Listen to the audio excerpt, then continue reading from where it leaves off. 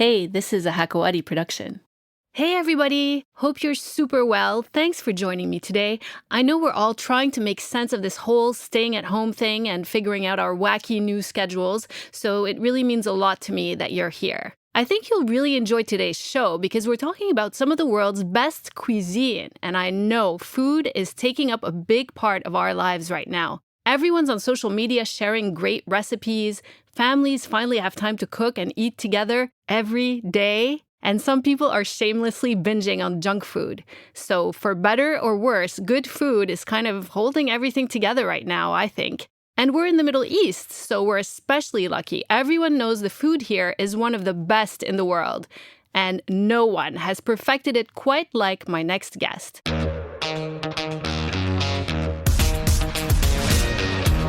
He's the author of 2 cookbooks. The first one, called Jerusalem, was co-written with his business partner, Yotam Ottolenghi, in 2012.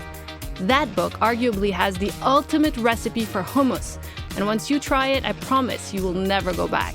His latest book, Falastin, is even better in my opinion. Not only does it have amazing traditional Palestinian recipes that have been just slightly tweaked for modern tastes, but it also has some great little stories about things that are happening in Palestine that you'd never hear of otherwise. Please welcome superstar Palestinian chef and the co-founder of Ottolenghi in London, Sami Tamimi. Hi, Sami. Hi. Thanks for being on the show. Thanks for having me. So, how are you guys doing with all this crazy stuff that's happening right now? Unfortunately for Falastin, the book came out in the UK and Europe. Bad timing because the coronavirus everything happened so quickly. And it was just 2 days before the launch, which is the 26th of March. Mm-hmm. Yeah, we just couldn't do anything. Yeah. So there's actually a field called nutritional psychiatry that's all about how certain food can prevent depression and enhance your mood. You know, it releases dopamine and serotonin. Do you think that food really makes people happy in your experience as a chef? Of course. Also, what type of food? We associate food with our where we grew up, first of all, and also holidays.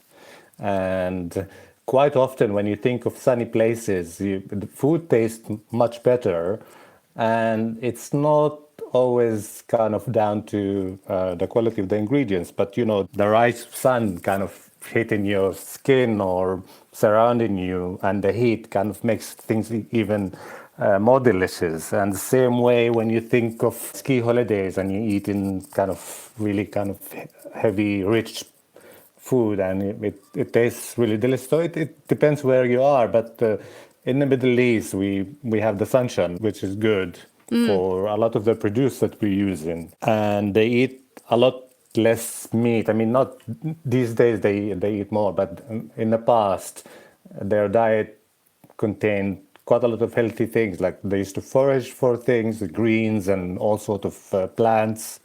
And they have all the pulses and the grains, and this is their diet.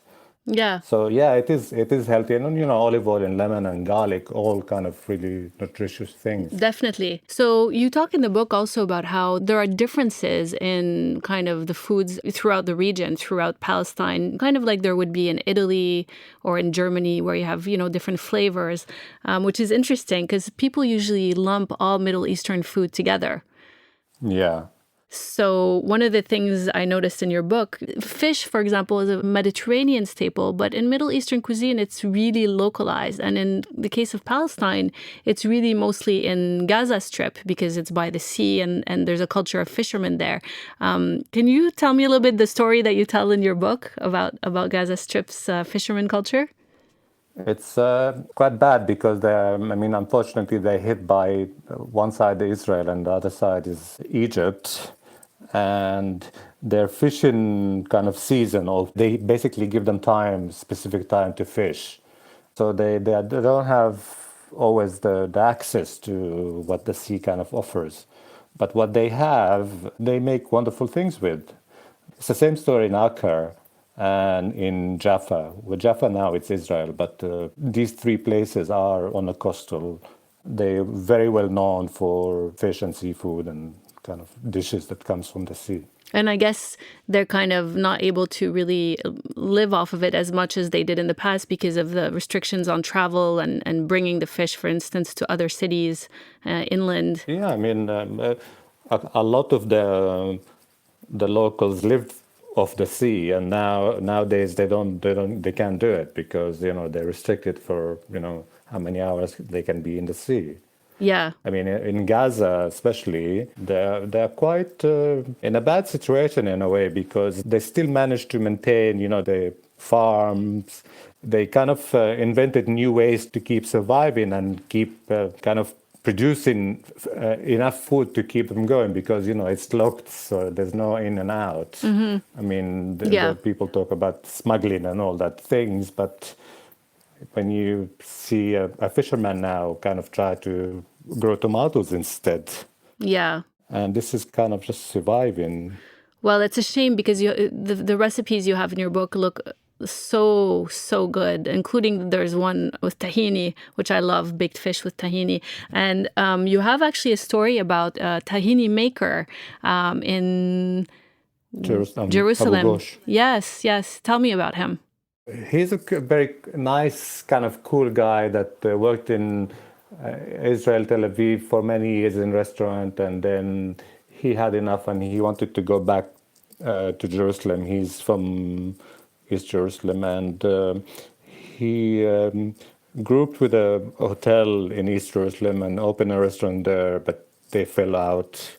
And then he wanted to open his own restaurant, but the reality there is like East Jerusalem at the moment is kind of ghost town. So there aren't a lot of kind of people coming, especially to the east side, to eat in restaurants. So he's in East Jerusalem? Yeah. But he has a beautiful shop, right? Yeah, and then he decided that he can't afford to open a restaurant and basically close it down. So he wanted to do something else. He was always fascinated by tahini and he wanted to learn the trade. So he went to Nablus and he basically worked for free with this kind of old guy that had a little tahini mill.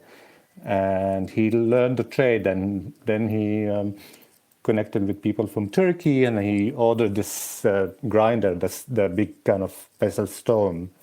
And he taught himself how to do it, but he did it cleverly because he tempered the stone so he can, it's like a cold press. Yeah, 60 degrees Celsius. Yeah, which is in the old days, they didn't have this luxury. He's got the computer, basically. Yeah, he's like the fancy tahini guy. Yeah. He even brought the sesame seeds. It's like an Ethiopian variety, right? Called Correct. Humera. I was super interested in this. And then the grinder he uses, he had it made in Syria based on a Turkish machine. Yeah, a Turkish guy made it for him in Syria, and then they have to ship it to Jerusalem.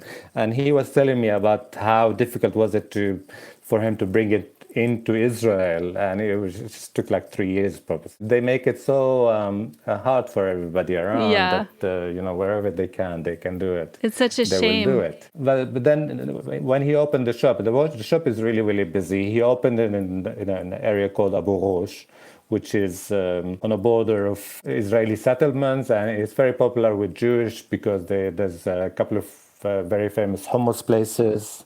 Most of his customers are Jews. Interesting.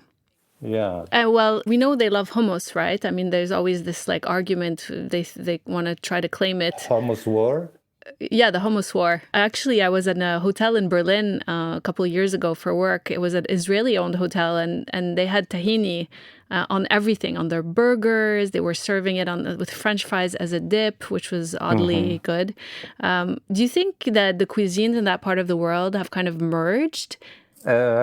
Israeli chefs take Palestinian dishes. They don't change them at all. They just present them as new Israeli cuisine.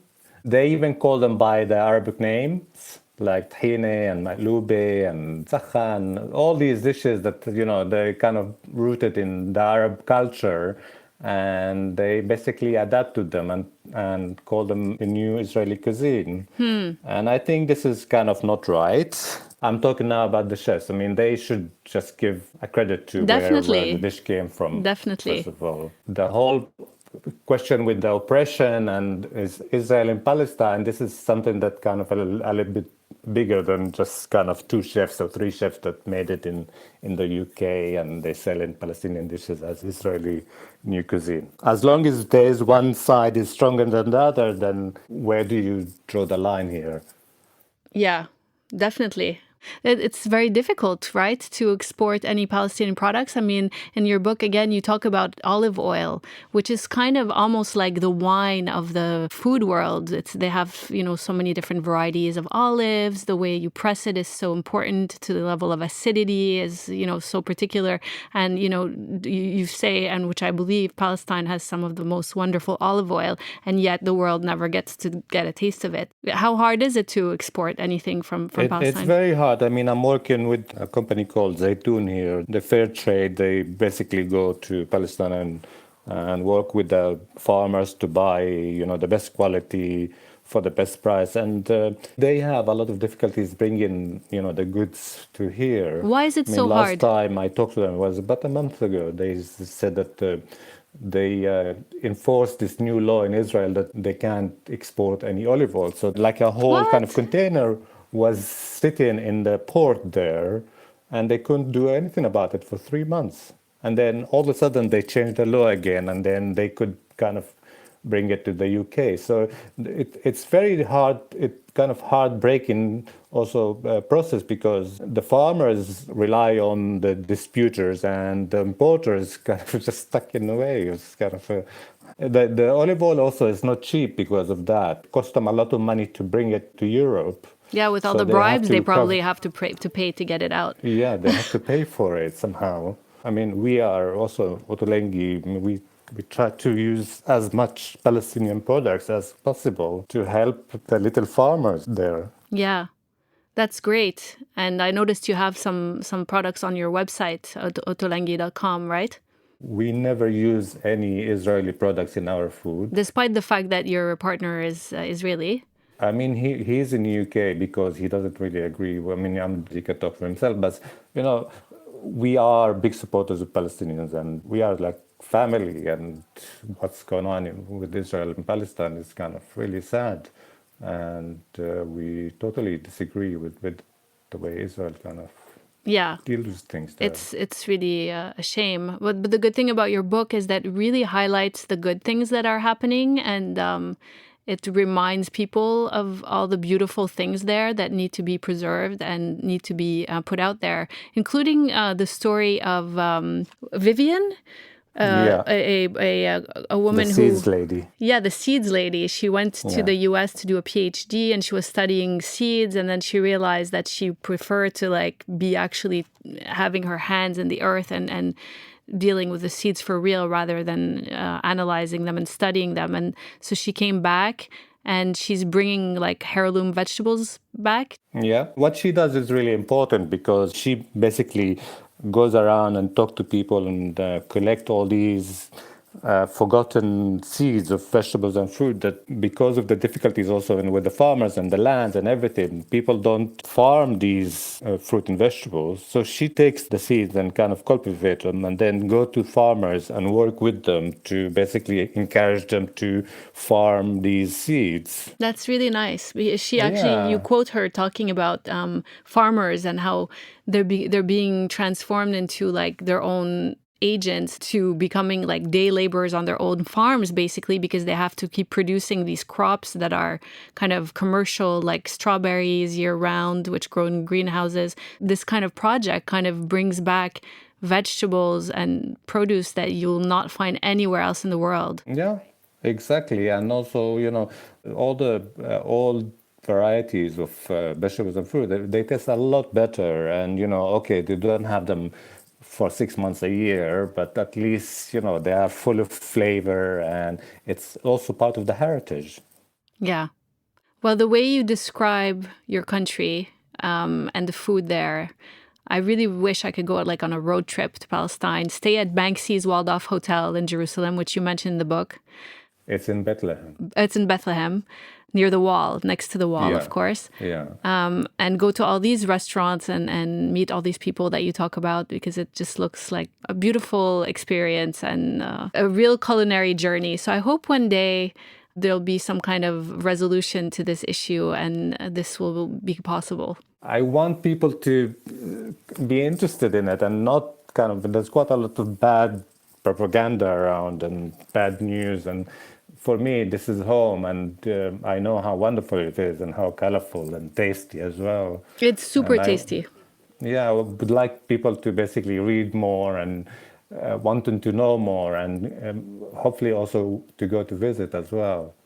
Your book certainly makes it look attractive, and the recipes in there are amazing. I've tried 3 myself already, including falafel, which turned out amazing, shockingly. Oh, nice. Yeah, and it was super easy. So thank you so much for joining me today. It was really a lot of fun. I love how your book not only has so many incredible recipes, but it really honors the country you were born in the best way possible. Thank you very much for having me. If you like hummus, you should definitely check out Sami Tamimi's new book, Falastin. It has 110 recipes that you can actually make on a day-to-day basis that are guaranteed to make you feel happier and impress your guests, even if those are imaginary for now. If you enjoyed today's episode, don't forget to subscribe to The Men's Room and follow us on Instagram at hakawadi.fm and the Nadia Michelle. I wish you all peace, happiness, and good food.